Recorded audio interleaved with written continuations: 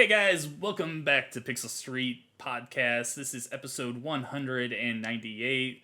Joel is away today. Apparently he has work or something to do. Like, what the hell is up with that? Yeah, who Uh, works nowadays? right? And he's like planning for a wedding and everything. Ugh, Oh my responsibilities. Am god. I right? I didn't Uh, realize Joel was such a responsible adult. Like, what I the hell? I know it really makes me wonder why he's been doing this so long with me. But as you just heard, I am joined by our good friend Holden Depardo. Holden, how's it going, man? It's been going really well. Thanks for having me back on. It's been a little while. Yeah, it's been a bit. This week we are planning on talking about some Splatoon 3, maybe a little speculation about Pokemon Scarlet and Violet, and a live action Pac-Man movie. But before we get to that, I just want to remind you that you can find the Pixel Street podcast on all of your podcast platforms of choice: Spotify, iTunes, SoundCloud, I think Stitcher, Facebook, wherever you want to go, we're probably there. So go ahead and follow us. Also, look us up on YouTube, Pixel Street Videos. This week I put up a gameplay video for Dragon Ball The Breakers, which is an asymmetrical, kind of like a Dead by Daylight game, but Dragon Ball. It's okay. I also wrote a feature on that on GamePro if you want to check that out, but I'll talk about that later maybe. Yeah, I think that's about all I've got. Let's just get into the Splatoon 3 talk, because Holden, there was a half-hour Splatoon 3 Direct yesterday, only focusing on this game. Before we started recording here, we were talking a little bit about it, saying, maybe that didn't need to be a half hour, but overall, I know I'm very excited for the game. I really enjoyed Splatoon 2, and Joel is the same way. How are your feelings on Splatoon 3 after that Direct yesterday? I knew I was going to get it anyway. I actually didn't watch the direct until I knew I was going to be on here because I knew I was going to play it anyway, so I was just going to wait. So nothing was going to change my mind or anything like that. And it looks like it's more Splatoon. Yeah. Which is exactly what I wanted. So I have I have no bad feelings at all. I'm very excited. I think the tweaks they're making, I think, are cool. I like the three-way Splatfest. I think that's going to make them much more interesting because I didn't do them a lot last time because it was always so uneven and it just didn't ever feel fair. Like there's always one team that way dominated, and this is the way they're setting it up now feels like it's going to be better balanced. New weapons, Salmon Run's still going to be there. I'm just excited. I'm excited. Yeah, no, there is a lot more Splatoon 3 here. Like they are definitely adding on to it. Probably the biggest thing for me is that they finally added parties. So now you can group up with your friends and go into games. It's not the stupid, okay, you start a game, I'll join into the lobby and hopefully we'll be on the same team. No more of that. It's just, hey, let's play a game, group up, jump into a game, or you can just join in on your friends and be put into the next game with them. So that I'm so happy for. I can't believe it took them that long to get that taken care of, but regardless. It's what made it worthwhile to do a whole new number. Yeah, right. So some of the highlights that I wanted to talk about, we could talk about the Splatfest since you mentioned that. As Holden said, they're kind of reworking Splatfest. It's been expanded to have 3 teams now instead of 2. So the first Splatfest will be what is best, rock, paper, or scissors. Real quick, where are you going with that, Holden? Because I'm going rock. It's always rock, right? Yeah, I mean, it's always rock because realistically, paper, I can't remember where this is from. This is so not my thing, but it's so true. Paper covers rock. Rock is fine. Yeah. Yeah, rock smashes scissors, destroyed. Scissors, cuts up paper. Yeah, no, who would in their right mind even choose paper? Yeah, exactly. Yeah, so we're probably gonna see another Splatfest year that is totally dominated by rock. But the thing I think that is cool is they've split it into 2 halves. So normally before it was just, okay, these people are on this team, this people is on this team, and then they go at each other in a normal game of Splatoon. There's still that in the first half, but in the second half, whatever team is out in front, there will actually be it's a 3-team battle where 4 people of the team in first will be in the middle, and then 2 teams of 2 people of the lesser teams will be on the sides, constantly going at them. And I think that's a really cool idea. I'm also glad that they only put the 2 teams from each side, so it's not drastically difficult. You're only having to take care of 4 people total instead of 8, which would have been insane for that team in first. They were calling it Tricolor Turf War, I believe, and that game looks like a lot of fun. I'm with you. I didn't really get into the Splatfest in the past, but at least the first one here, I'm definitely going to give that a try because I want to try that game mode. That looks like fun. Absolutely. This feels now like an event, whereas before it was like an inconvenience because on a Splatfest, you'd go in and it's like, okay, I can only do Turf War, and I wanted to do something else. I'm sure that will probably still be a thing, but at least in this case, like, okay, I'm doing something I couldn't have done before. It's not like forcing me into a game mode that I wasn't wanting to play anyway. At least for the second half of a Splatfest where you have those 3-way battles. The first half is still just regular Turf Wars, which is fine. I get that. Yeah. And I think that that's right, like you were saying, like the middle for Team 1, that's so smart. It's so smart. It's going to make it way more enjoyable. Also, though, I would not want to be Rock in that situation. I'll tell you that. Yeah. Yeah. Yeah. Regardless, that looks like fun. Some other new modes they added is Anarchy Battles, which is a competitive mode. Instead of Turf War, these will be filled with 4 objective game modes that will be on rotation. I really don't like that they do this rotation stuff, but they're still going in with it. But there's Clam Attack, I believe it was called, or Clam Blitz. Clam Blitz, that's it. Where you gather up clams and throw them into the enemy's goal. There was Rainmaker, where you're grabbing the Rainmaker and delivering it. There was also Tower Control, I believe it was called, which is kind of a tug-of-war game. Anyone that played the recent Overwatch 2 beta will recognize that as push. It's whatever team has control of the tower. It will go back and forth. Whoever gets it the furthest wins. And then there was one more, Splat Zones. It looked kind of just like it looked like Turf War, but instead of the whole entire map, you're trying to control certain sections of the map. So there was some interesting stuff in there. I think the tower control one looked like the most fun to me, but yeah, what did you think about those? Yeah, those modes have been in Splatoon 2, so I've had, Oh, okay. I never saw play those. No, you're fine. You're fine. They're all really good modes, I think. I tend to lean towards tower control and Splat Zones. Those are my 2 favorites. Mostly just because it concentrates all of the mayhem to like a specific region, like wherever the tower is or those specific Splat Zones. And those I think are the most fun because they're just chaos. They're absolute chaos. So I like those ones a lot. All right, yeah. Let's see, what else was there to talk about? I have notes here. I should just look at them. Of course, we got new weapons, abilities, and shops in the main hub area. I don't know if there was like any weapons that I particularly think I'm gonna go out of my way to play with. Maybe the like windshield wiper sword and bow and stuff. Yeah. But other than that, I think I might just stick with the roller weapon because all of the previous games' weapons and everything are coming back.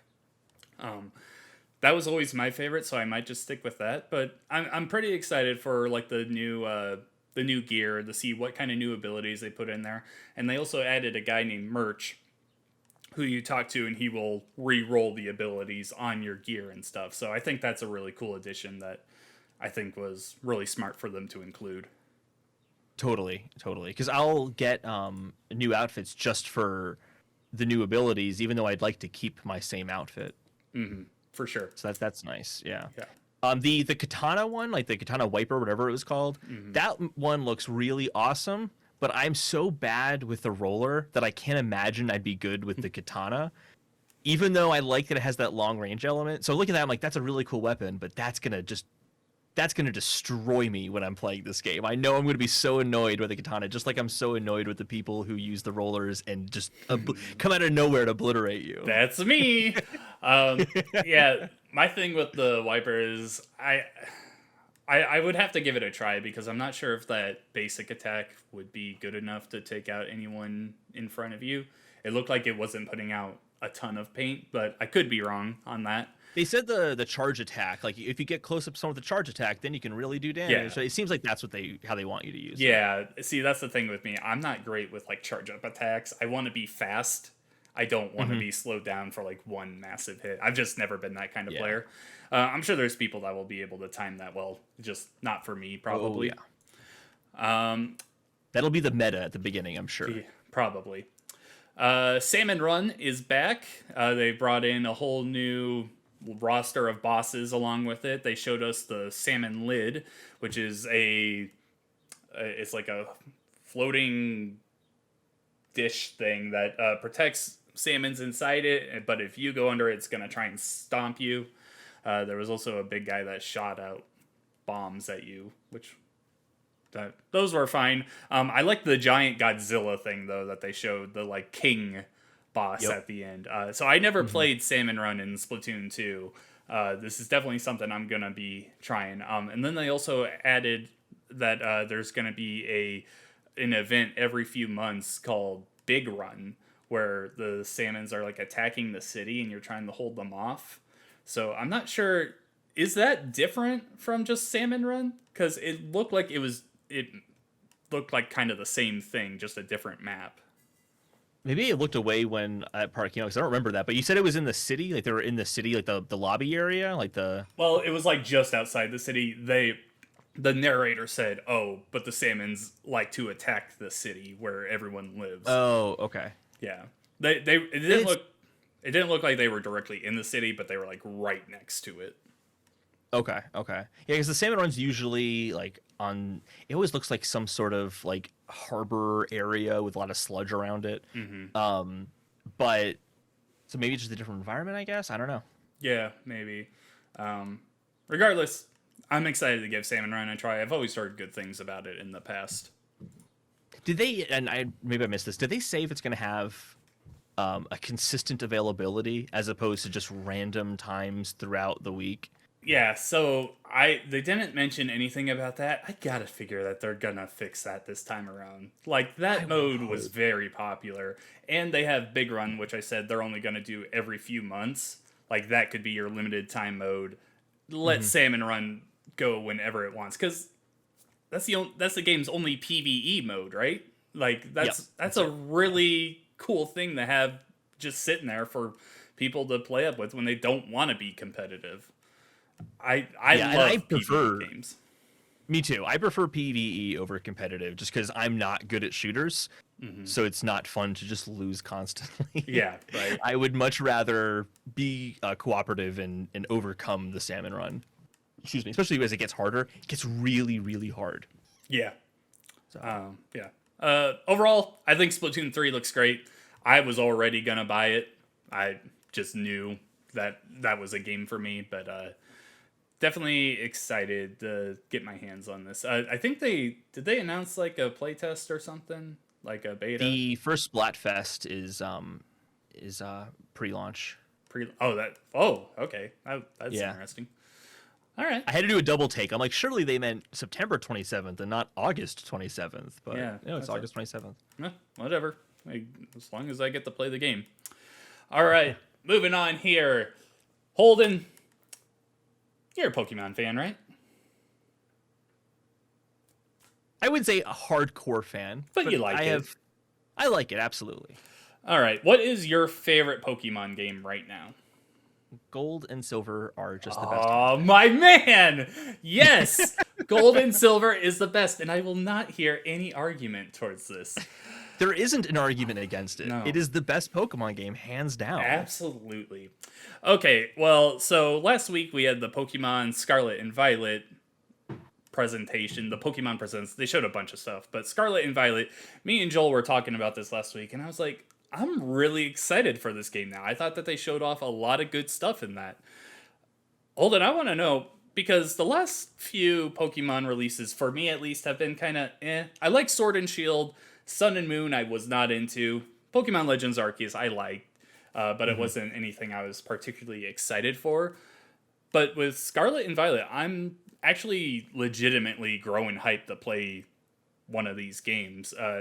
Is there any hope for you or any expectation for this game to be up there among like your favorite in the series?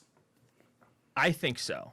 Absolutely. I don't know if it could top Gold and Silver, because the big thing about Gold and Silver is Kanto and Johto. Absolutely. And I don't think that this game is going to have that.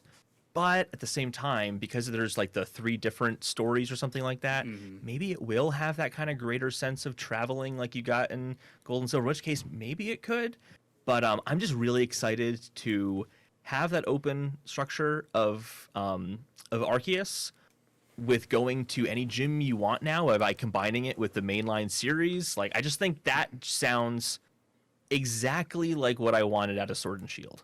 Yeah. And like, we're finally getting it. So I do think this has that potential to be that, like, I know this is such a cliche comparison, but like the Breath of the Wild of the series kind of thing.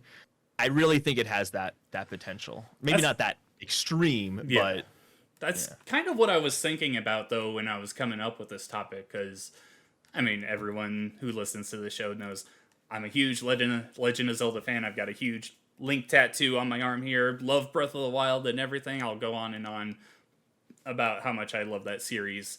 But Breath of the Wild was a dramatic change for the series. It added in a lot of new things, and it's one of the best games ever made.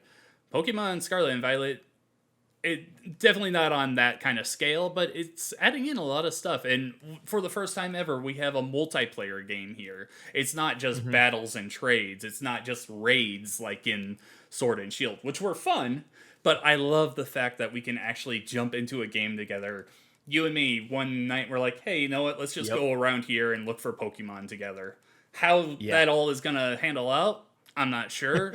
If it's going to run well, no idea. Knowing Nintendo, it might not. But it probably won't. It probably won't, at least at the beginning. But I'm so excited for Pokemon to start moving in a new direction. Something that I can play with you. And like, I'm just really curious how that multiplayer is going to work. Because all they've shown is just people running around. Like, what happens if I get into a battle? Are you dragged into it and we're both battling that Pokemon or that trainer? Like, I have no idea what's going on there. Regardless, though, I am getting increasingly hyped for this game. Yeah, absolutely. And actually, when you're kind of talking about like the changes in the series that are kind of coming up, it made me think that this is kind of like Pokemon Arceus, like Legends Arceus, is kind of like a link between worlds. Where like we got these teases of like where things could go, but now we're at that like waiting for the actual like one to come up. So that just actually kind of increased my hype, like even more, kind of putting it in perspective like that. But yeah, like the whatchamacallit, the co-op, that's a game changer for Pokemon. Yeah, that's a total game changer. Like it I mean, like we said, like it's Nintendo, who knows how well it's going to work at launch, but it really like needs to work well. Yeah, that could be massive. So I'm like, super pumped for that. I've been saying for a long time, I don't understand how the Pokemon games, which Pokemon is the most profitable series in any entertainment franchise ever, how that doesn't try to be as big as possible every time that it releases. They always are cutting corners. They always are. There's always something holding it back. I think Violet and Scarlet are really its chance to prove that, hey, you know what? We're going bigger and better now. It's time for us to prove we are a juggernaut. Like, everyone knows we are. It's time for us to start acting like it. I cannot wait for the multiplayer. Of course, the game itself is going to be fine. I'm also interested to see how they handle the... because you can, like, do the gyms in any order, right? Is that what they were saying? I'm very confident that that's what they said, but I am like had this hesitation of like, no, that's too good to be true. They didn't say that, but I'm really certain that's what they said. I also think I saw that there wasn't like any level scaling, so it's kind of like a,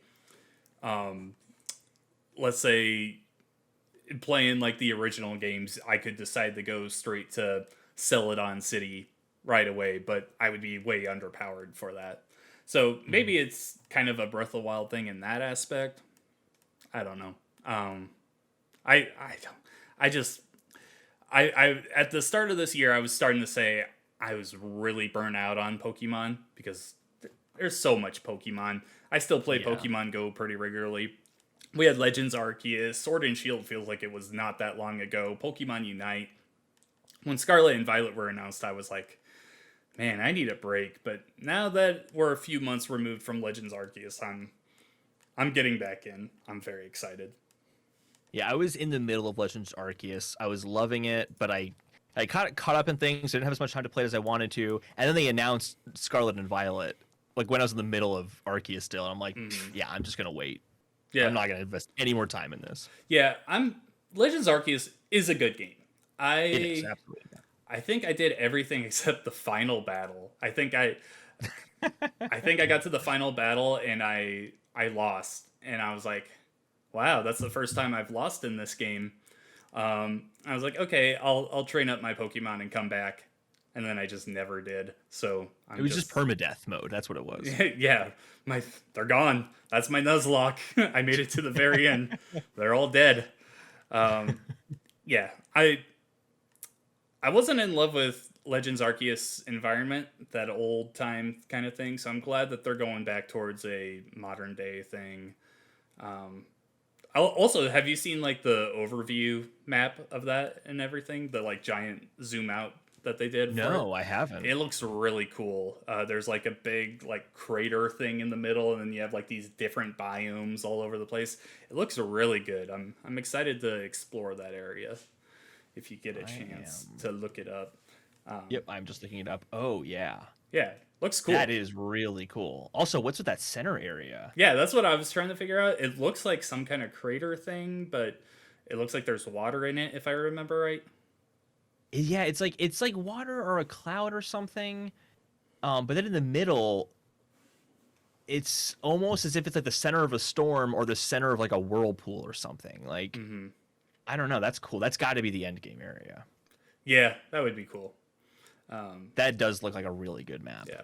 Before we move on here, I want to know real quick, what do you think about the legendaries in Scarlet and Violet?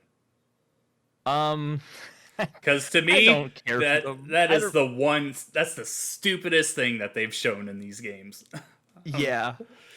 I don't want. I think it kind of cheapens the legendary concept to have it just be a rideable Pokemon. Yeah. Yeah, I'm exactly with you. Also, their design is just stupid. Like, you've got the wheel on one that just doesn't use it. It just runs anyway. I'm like, what's even the point? Yeah. Not if these two I don't even remember their names. Something like Maridon or something like that.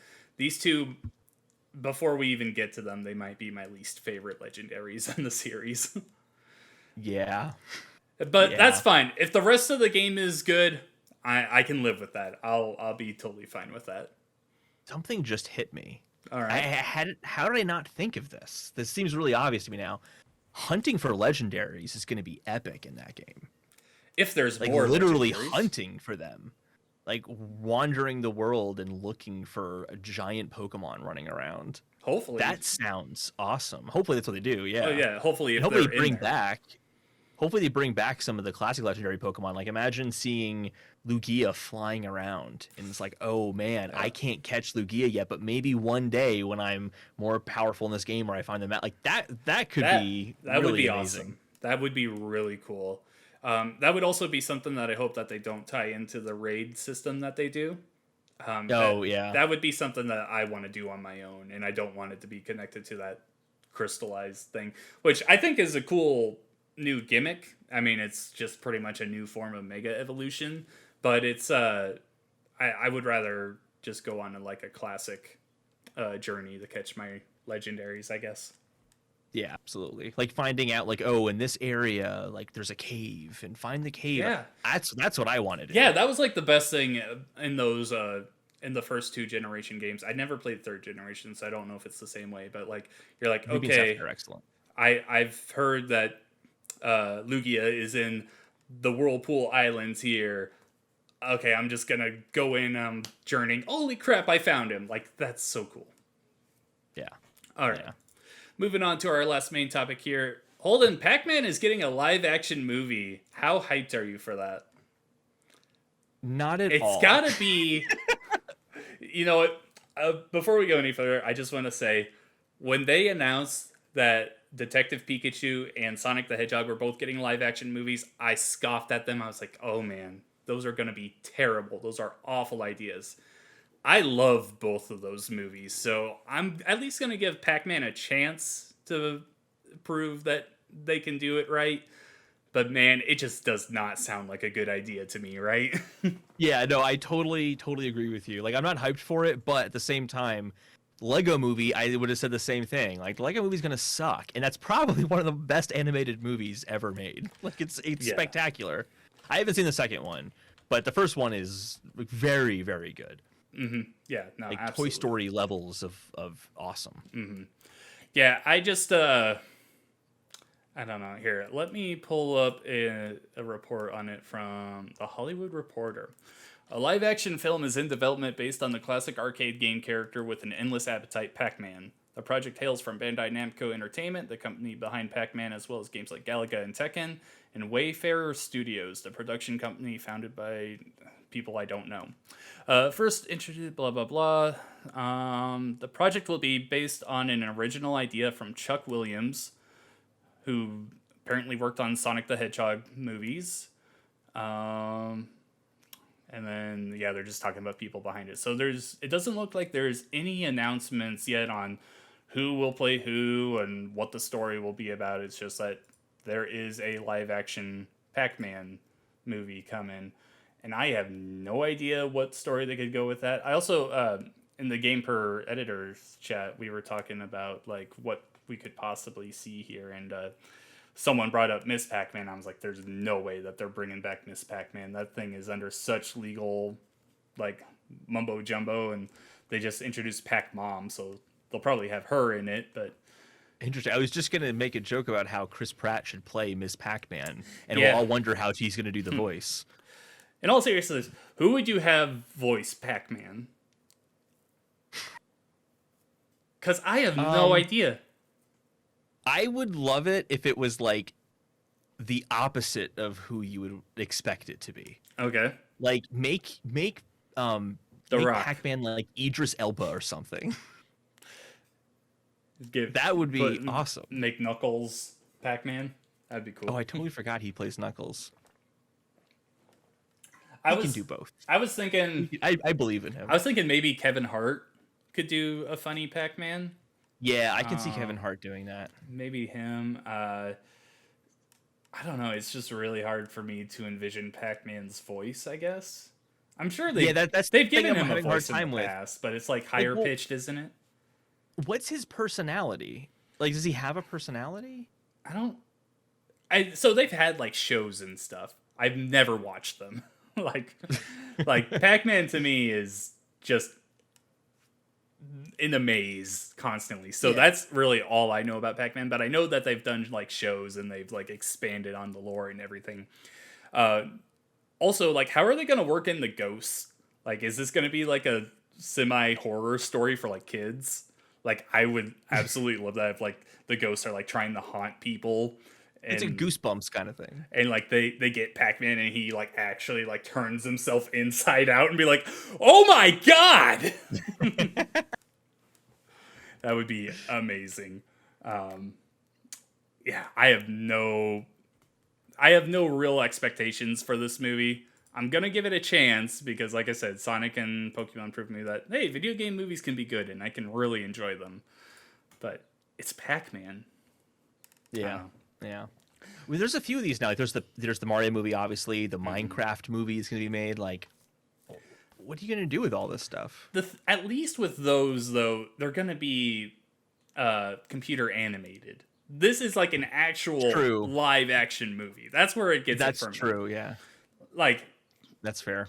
If they said that Mario was a live action movie, I mean, we've seen how bad that can go in the past, but like, I don't know, that just doesn't sound good to me. I would prefer the computer animated style of Pac-Man. Yeah. It's also going to be weird just seeing Pac-Man standing next to a human being. That I don't think has ever been done before, and that doesn't sound very good to me. Maybe in Pixels they did it. Yeah. I do. Maybe this is just gonna be Pixels too. Maybe that's like It's a whole viral marketing campaign to get to Pixel 2. A lot of people hated on Pixels. I didn't think it was absolutely terrible, so I'd be okay with that. My big hope is that we do get a Galaga reference, though, because Galaga is my favorite arcade game of all time, and I definitely want to see that represented. It's the cinematic universe they're going to build. Yeah. All right, let's move on to some quick news. Got a couple of Apex Legends news here. First, Apex Legends has hit the most active players in its history while a Twitter petition has been going on where players are trying to get other players to stop playing the game. So that completely backfired, and now more people are playing it now than ever. So good job, guys.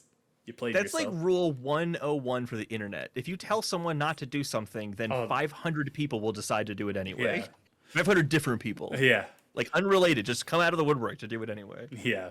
Apparently they're just mad about like bugs or the way the team is handling it or something. I don't know. Who cares? Just people being whiny. Devastated for them. Yeah. Must be really hard. There's also a fun bug in Apex Legends where characters are being given the wrong abilities in games. So I've seen this a few times. I haven't seen it myself, but like I watched videos of people like they pick one character, but then their voice and their abilities are of a different character. And it's actually really cool because their characters like doing all the right animations and everything. It's just that they look like the wrong person, and it's really cool actually to see it. There are some people that are like, dude, make this into like a limited time mode. And I'm like, yeah, that's a perfect idea. Just like jump in, do a mystery legend kind of thing where you don't really know who you're getting. It's a lot of fun. You know, fun things are fun, okay? Multiverses has hit 10 million players, and it has not even released yet, so that's pretty impressive. Have you played any Multiverses yet? No, I haven't, but I didn't even really know this was the thing, and then all of a sudden I keep hearing how it's the next best thing to Smash Bros. With a huge gap between the two, to be clear. Okay, yes, yeah. Yes, yeah. Very much. Yeah, no, there's definitely a huge gap there. I've been playing it a little bit. The biggest thing with it is that it's a free-to-play game. It's not the Nickelodeon All-Star thing where you have to pay to get into it. It's got better characters, and it does play better than that Nickelodeon game. Smash will always be the king. This is no competition to Smash whatsoever. For what it is, though, it's pretty good. I don't think it's a game that I could ever like get addicted with and play more than a few times a week. But if like I had a friend on that wanted to jump into some matches, I'd be like, yeah, let's do it. So I can't imagine I'll ever play it because I don't play a lot of Smash anyway, and I don't really care about WB characters that much. I've got Batman, so I'm happy. I'm a fool for He's Batman. A good character. Yeah. Next up, Sonic the Hedgehog. The Sonic the Hedgehog 3 movie has a release date of December 2024, and I am excited. We get to see... Well, okay, I guess I shouldn't spoil the ending of Sonic 2. But I'm excited! Sonic the Hedgehog 3, man. I'm a huge Sonic fan. The first two movies have been great. Can't wait for more. How about you? I didn't really like the first one that much, to be honest. I never didn't bother to see the second one, so I'm glad for everyone who likes those movies are getting another one. Yeah, I'm going to be there right away with my daughter. So... My dog just came over to say hi to me. The first movie was... I went to see it in theaters with my daughter right before the pandemic hit. And then the second movie was the first movie I saw in the theaters, and I went with my daughter again. So the last two movies... What's that movie's for? You take your kids to those movies, because that's like, it's the whole family experience thing. That's the way to do it. Yeah. We went because she wanted to see it. I don't want to see Sonic, Daddy. You will like it. We gotta go fast! Alright, next up, Marvel's Midnight Suns has been delayed again, this time indefinitely, into 2023. The next-gen versions of the games are expected to come out in the first quarter of the year, while the Nintendo Switch and last-gen versions are up in the air. No idea when those are coming out. What a mess. Holy crap. I literally just got this game for my fantasy league. Just bid on it, got it. Oh. Now it's delayed. So great. Yeah, great. Yeah. The way that they market that game is so damn cool. I want to love that game. That game looks like so amazing. Like it's dark Marvel and demons and all these awesome Marvel characters. That is 100% my jam. But then you tell me, oh, but it's like an XCOM game, and I'm like, oh, I don't Yeah, know. I know. Yeah. I'm not gonna play it by any stretch of the imagination, but that game is gonna be good when it comes out for the people it's made for, I think. Oh yeah, it's gonna be a massive hit. At least I would imagine. Yeah. I just wish that it would be a game that I would enjoy to play. Mm-hmm. Mario Kart 8's booster pass courses, well, future booster pass courses have leaked, and I have an article here saying which ones they are.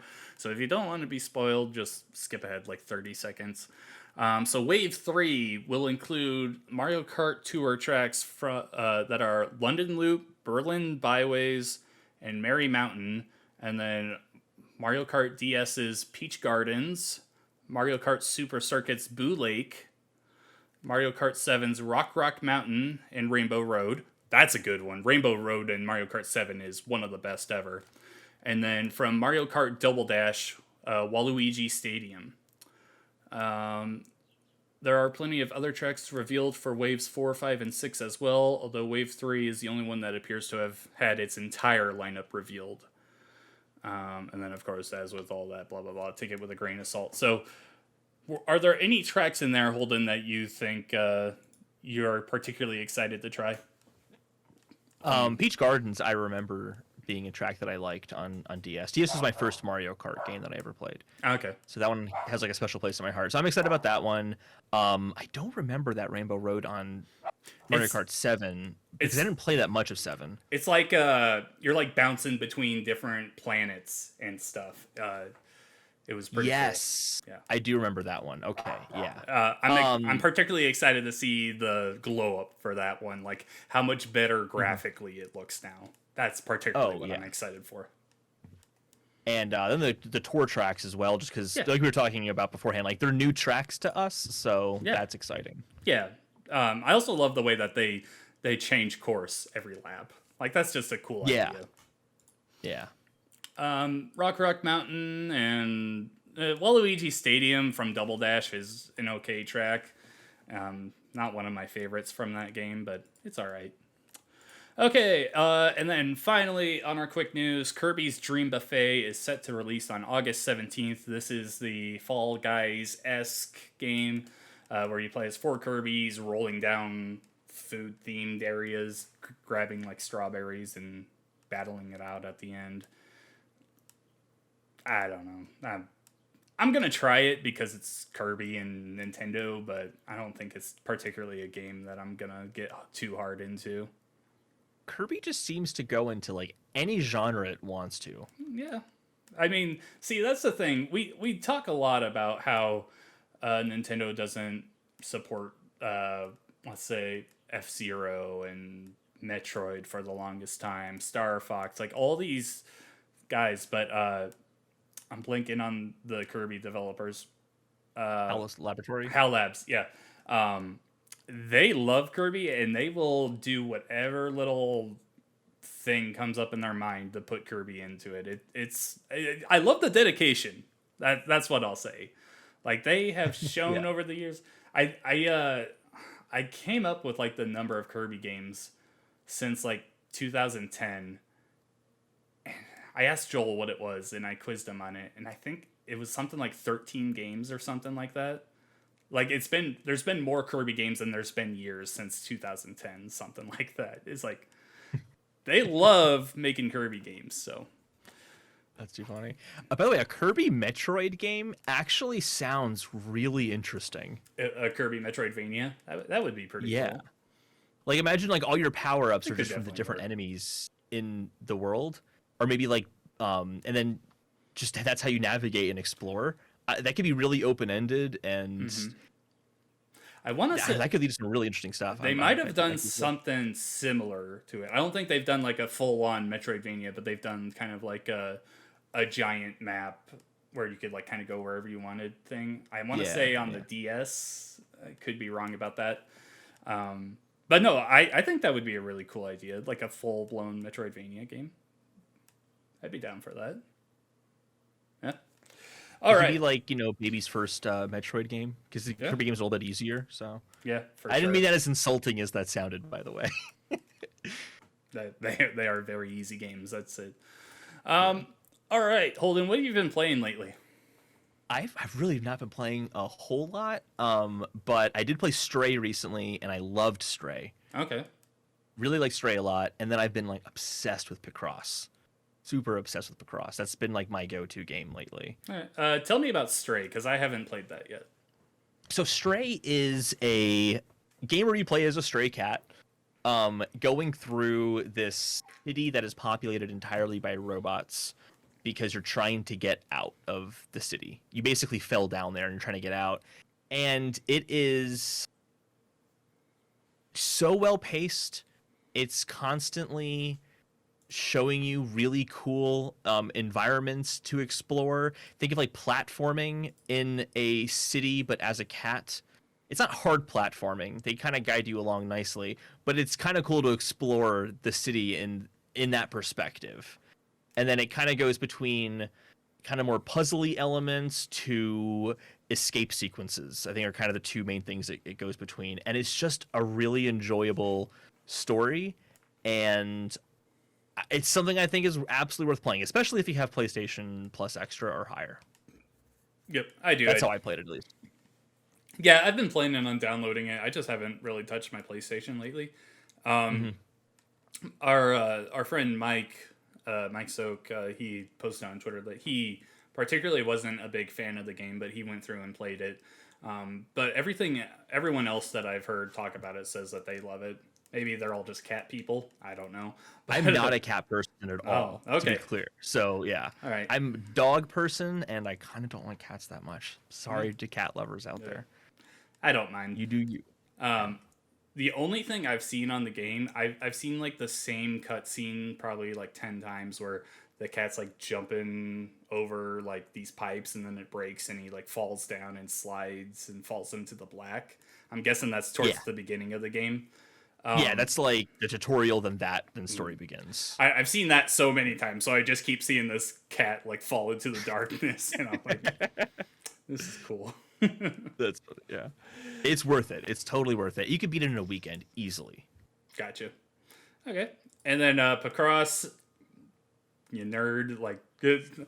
What is it? What is it about Picross that you love so much? It's a puzzle. I like puzzle games, and I never really understood what Picross was. And then it was on sale or something, and it was like $5, and I'm like, let me just try it because Is this on Switch? I've heard it's on Switch only. It's a Nintendo property, actually. Oh, okay. I didn't know that. It's a type of puzzle called a nonogram, which is not owned by Nintendo, but they own the Picross license. Gotcha. Okay. It's basically what it is you have like a grid, and you have to fill in each square of the grid to make an image. But you have clues as to like what each row or each column will have. So you might have like, let's say it's 10 across, right? And you'll just have the number 10. Oh, okay. All of those are filled in. All 10 of those are filled in because that's the number 10. You might get another one that says 5, 4. 5, 4 is 5 in a row, space, 4 in a row. Gotcha. So okay, well, that's going to fill in 10 spots, so that it has to be 5 space 4. It can't be anything else. But then you might come across another row that's 3, 1, and you're like, okay, I can't really do much with that right now. I don't know, like, how I could fill that in. So you start kind of filling in where you can, where you can fill in, and then kind of using those as hints to fill in the rest of it. And once you kind of learn how it works, it's really fun just to kind of do while you're watching a show or something. Gotcha. It's very much like a Sudoku puzzle or a crossword. Like I think about it more like that than I would other Nintendo games. Gotcha. Okay. Yeah, I've never tried it, so I don't. I hear some people like really rave about Picross. I did not know that was a Nintendo owned thing. I thought that was just a puzzle type. So I was like, I didn't either until this year. Yeah, I had no idea. Per Schneider from IGN raved about it all the time. He's the one I always hear talk about it. Yeah. Yep. He was right. It was great. It's good stuff. I bought 2 of them now. Cool. All right, so I've been playing a few games. I'll start off by talking about Dragon Ball: The Breakers. Like I said at the beginning of the show, I put up a Let's Play of playing 2 matches in it, And this game is kind of needlessly complicated. So when you think of like a Dragon Ball game, I don't know, how big of a Dragon Ball fan are you? I'm aware of its existence. I know there was a Dragon Ball, and then at one point they added a Z to it. Gotcha. Cool. Yeah. All right. So when you think of like Dragon Ball, you're probably thinking of like over the top fights and everything, powering up, a lot of screaming. This game doesn't have any of that because you have one person who's playing as the Raider, which is pretty much the killer in Dead by Daylight. You have Frieza, Cell, or Majin Buu, and then I have heard of this. all other 7 players in the game are playing as normal citizens. And that's just not fun to me. Like, when I get into a Dragon Ball game, I want to play as Goku. I want to be fucking powerful. In this game, what you're doing is a lot of running away and trying to find these keys to activate a time machine so you can escape. And yeah, there's little bits and pieces where you can like there's a stupid thing that they work in. They're like, "Oh, you have this thing you can transform into one of these characters for a little bit." It lasts for like 30 seconds and the raider will kick your ass anyway. I wasn't really impressed by the game. I think there's some fun to be had there. I think they threw a lot of stuff in there that is really hard to understand for a newcomer. And since this was a closed network test that only had like 4 different periods where it was playable over the weekend, everyone was confused. So it was just kind of a big mismatch of, I hope this works. And pretty much every game I played, I think I escaped one time out of like 6 games that I played. So yeah, I wasn't particularly impressed. Maybe when it comes out and a lot of people get a lot of time with it, maybe it'll be better then, but I don't know. It was frustrating to me to begin with. So you can't go Super Saiyan? Nope, because you're human. That makes no sense. Right? So you can transform into a form that is Super Saiyan, but only for like 30 seconds. And then it's gone. It's really weird. That's so bizarre. It's very it's saying, weird. Like, we're going to play a... It's a good example. I was going to say Harry Potter, but that's not a good example here. I guess you're thinking we're going to play a Jedi game, except you're going to just play, like, someone who's outside the Jedi palace, like, hanging around. Like, it's pretty much... I want to be the Jedi. It's pretty much you're playing as the younglings, and Anakin is walking down the corridor towards you. That's what this game is. Yeah, so not enjoyable. You're going to get slaughtered. No, yeah. Great. Yeah. Sounds like fun. Besides that, Sounds like me playing Smash Bros. Yes. I'm the kid. Besides that, I have been playing Dead by Daylight a bit. This is a game that I regularly go back to and play a lot of. Lately, I've been playing the killer in that game. And this, if you're looking for an asymmetrical multiplayer game, this is the one that you need to be playing. Because, for one, if you're a horror fan, it's got so many properties in it. Ghostface, Freddy Krueger, Pinhead. The Resident Evil guys they're bringing Albert Wesker into the game now and everything. So there's so much there. Plus there's original characters that are really great. I've been playing as the killer lately, which I've told Joel in the past is something I don't typically like to do because that gets my anxiety up because you're just one killer with 4 people that you have to manage and like take out before they can escape. I've been a lot better about it lately, and I'm enjoying it. So I've been playing as a killer called The Artist. I believe that's what her name is. Her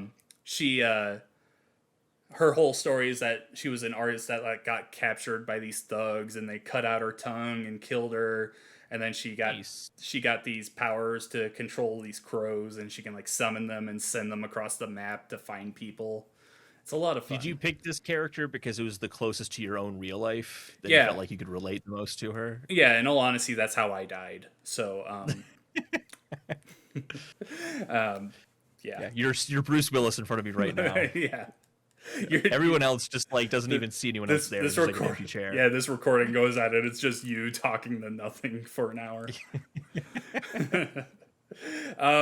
But yeah. Dead by Daylight is great. Also been playing a bit of Fall Guys. Today, a Sonic the Hedgehog crossover event came out. So I went on and bought the new skins for that. And they also added in a new mode. It's just called Gotta Go Fast, where they made a Green Hill Zone themed arena. And the whole thing is that you have to go around it and grab rings to get to the next level. And it's a lot of fun because they did a really good job of like they put in speed gates and like tubes and moving floors, so you're like always moving really fast around the area. It's a lot of fun. If you're a Fall Guys fan, I definitely recommend giving that a try. And then the last game I've been playing is 2 Point Campus. In the past, I've talked about how much I love 2 Point Hospital. It's a simulator game with a lot of comedy in it. It's really fun. 2 Point Campus is the same thing, but you're managing a college. You're building it up, setting up classes, hiring people, making sure the students are all happy and their needs are accounted for. A lot of fun. It's on Game Pass, so if you have that, I definitely recommend giving it a try. It's one of those games that I can be sitting there and I'll be like, okay, I'm going to play this one level, and then like 6 hours go by and I'm like, oh shit, I've been playing this forever. I love that. But I love 2 Point Hospital. I haven't gotten too far into 2 Point Campus, but it's definitely a game I'm going to be putting a lot of time to in the future. Those are available on mobile? No. The 2 Point games. Well, if you have xCloud, I know 2 Point Hospital is on there. 2 Point Campus probably is, because that's also on there. So you can play it on your phone through that. But I know it's on everything else. But I don't think mobile unless you have the Game Pass xCloud. Games like that, do you ever play the Carriosoft games? No. The Game Dev Story, Grand Prix Story. Heard of them, never played them. Story. They're very good. At least I like Grand Prix Story and Game Dev Story a lot. And I will like lose myself in those and just like sit there for hours just playing it. And it sounds like actually it's kind of similar to 2 Point Campus, 2 Point Hospital, but obviously different settings. Okay. Also sounds much more humorous. So yeah, I actually probably will check that out. We talked a little bit about it. We were playing Mario Kart a little while ago. I think I'll check that out. Yeah, that's a great mobile game. If you're into those kind of games, I definitely recommend you give it a try then. Obviously, it's best on PC, but it works very well on console as well. So I recommend either way. All right. Well, I think that is going to do it for episode 198 of the Pixel Street Podcast. Holden, thanks for coming on. Where can the people find you? I'm in the real world and sometimes not very often on Twitter at Holden Depardo. Oh. Are you still doing the Apple podcast? He is not doing the Apple podcast anymore. So I'm just kind of working on my own projects now, just doing my own thing. All right. Well, maybe I'll have to bring you on here a little more often, make sure that you're alive and stuff. Yeah, be sure to follow Holden at Holden Depardo on Twitter. I am John Hansen. You can find me on Twitter at RevXShadows, and my writing is on GamePer.com. Like I said, hands-on impression piece on Dragon Ball The Breakers went up on there over the weekend. Other than that, I'm starting a new MMO called Tower of Fantasy, I believe it's called. Haven't really heard of it, but I was told I should download it and give it a try. So I'll be doing that.